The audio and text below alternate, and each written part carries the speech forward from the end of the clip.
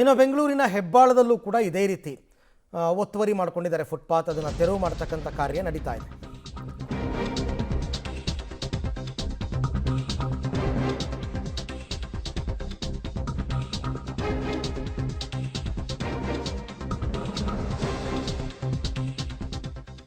ಹೆಬ್ಬಾಳದ CBI ರೋಡ್ನಲ್ಲೂ ಕೂಡ ಇದೇ ರೀತಿ ಹೋಟೆಲ್, ಕಾಂಡಿಮೆಂಟ್ಸ್ ಎಲ್ಲರೂ ಅದೇನೋ ಶೀಟ್ ಗೀಟ್ ಎಲ್ಲ ಹಾಕ್ಕೊಂಡಿದ್ರು.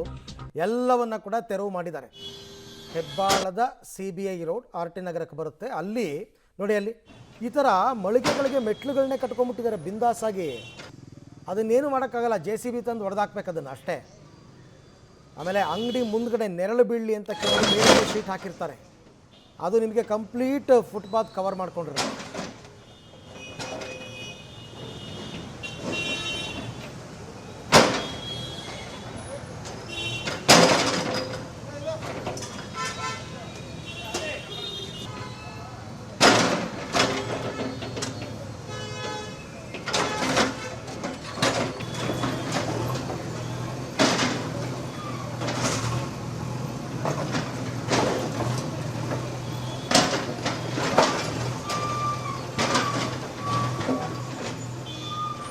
ಬೆಂಗಳೂರಿನ ಆಸ್ಟಿನ್ ಟೌನ್, ಹೆಬ್ಬಾಳ ಇವತ್ತು ಫುಟ್ಪಾತ್ ಒತ್ತುವರಿ ತೆರವು ಕಾರ್ಯಾಚರಣೆಯನ್ನು GBA ಅಧಿಕಾರಿಗಳು, ಸಿಬ್ಬಂದಿಗಳೆಲ್ಲ ಸೇರಿಕೊಂಡು ಮಾಡ್ತಾ ಇರೋ ದೃಶ್ಯವನ್ನು ನೋಡ್ತಾ ಇದ್ದೀರಾ.